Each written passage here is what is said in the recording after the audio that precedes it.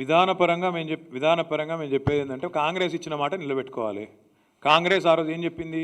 22 లక్షల మంది కౌలు రైతులు ఉన్నారు, వాళ్లకు ఖచ్చితంగా ఇస్తాము అని కాంగ్రెస్ చెప్పింది. ఆ మాట చెప్పే కౌలు రైతుల ఓట్లు తీసుకొని వాళ్ళు అధికారంలోకి వచ్చిండ్రు.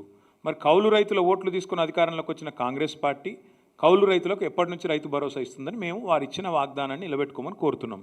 నిలబెట్టుకుంటారా లేదా లేకపోతే తప్పుతారా మాట వారు కౌలు రైతులు చూసుకుంటారు. మేము ఆనాడైనా ఈనాడైనా చాలా స్పష్టంగా ఉన్నాం. అల్టిమేట్గా రైతును రాజు చేయాలన్నది మా ప్రయత్నం, రైతును బిచ్చగాడు చేయాలన్నది కాంగ్రెస్ ప్రయత్నం. ఇది కనబడతా ఉంది, స్పష్టత ప్రజలకు.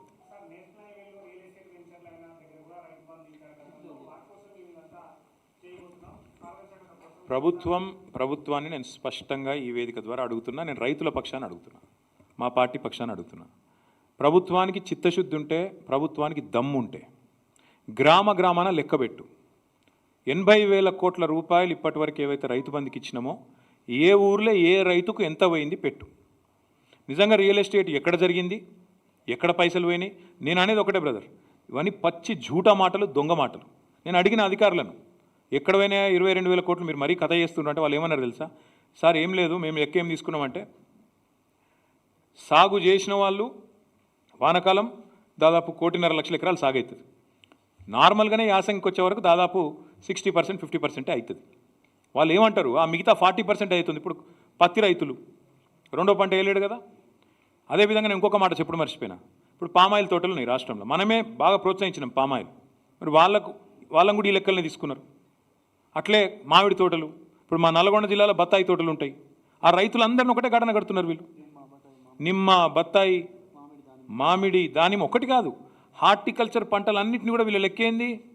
దానికి రెండింటికి ఎట్లు ఇస్తారు మీరు? ఒకటే పంటకి ఇవ్వాలి కదా. పత్తి రైతుకు ఒకటేసారి ఇవ్వాలి కదా, సాగు ఒకటేసారి చేసిండు కదా. కంది రైతు ఒకటేసారి చేసిండు కదా. మిర్చి రైతు ఒకటే పంట పండించిండు కదా సంవత్సరంలో. నాలుగోది చెరుకు రైతు ఒకటే పంట పండించిండు కదా. పోడు రైతులు ఒకటే పంట పండించారు కదా. యాసంగిలో 50-20 లక్షల ఎకరాలు తగ్గింది కదా. అదంతా కూడా ఇళ్ళకు నొక్కుతున్నారు వీళ్ళు. అంటే ఎంత లంగలో దీన్ని బట్టి మీరు అర్థం చేసుకోవచ్చు. వీళ్ళు వాళ్ళ యొక్క నిజాయితీ, వాళ్ళ యొక్క బుద్ధి ఎంత వక్రంగా ఉన్నదో దీన్ని బట్టి మనం అర్థం చేసుకోవచ్చు.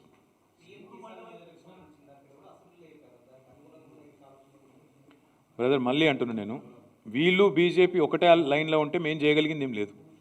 పిఎం కిసాన్ అనేది రైతు బంధులో కేవలం 40% మందికి వస్తుంది. రైతు బంధు 70 లక్షల ఎకరాలకు 70 లక్షల మంది రైతులకు వస్తుంటే పిఎం కిసాన్ కేవలం అందులో 25% మందికి మాత్రమే వస్తుంది. మరి వీళ్ళ ఉద్దేశం గదేనా? 75% మందిని కోసేస్తారా? కాబట్టి ఇవన్నీ ఉన్నాయి బ్రదర్, ఇవన్నీ తెలుస్తాయి. రేపా ఎల్లుండా వాళ్ళు ఎప్పుడెప్పుడు ఏం బయట పెడతారో మరి క్యాబినెట్ తర్వాత చూస్తాం.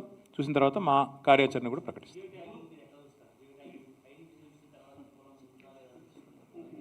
తమ్ముడు నేను ఒక మాట, నేను ఐటీ మంత్రిగా పనిచేసినవన్నీ, అంతో ఇంతో టెక్నాలజీ తెలుసు నాకు.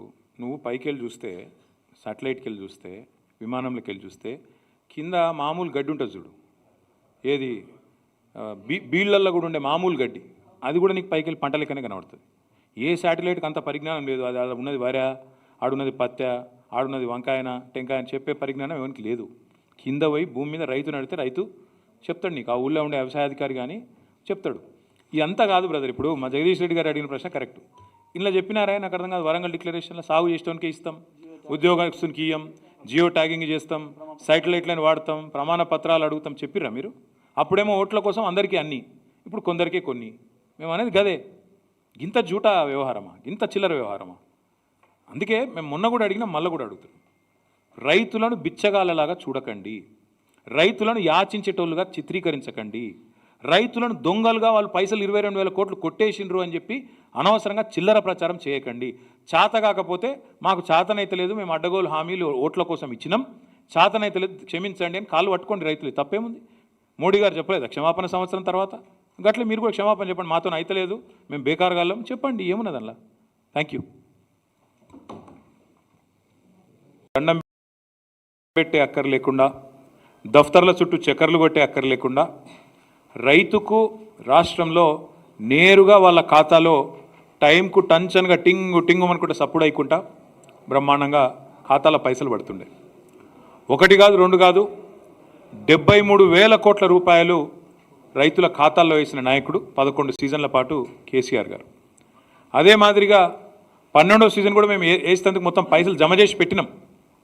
12వ సీజన్ కూడా మేము జమ చేసి పెట్టిన పైసలను ఇదే దిక్కుమాలిన కాంగ్రెస్ పార్టీ ఆనాటి పిసిసి అధ్యక్షుడు ఈనాటి ముఖ్యమంత్రి రేవంత్ రెడ్డి ఎలక్షన్ కమిషన్కు ఉత్తరం రాసి ఆపిండు.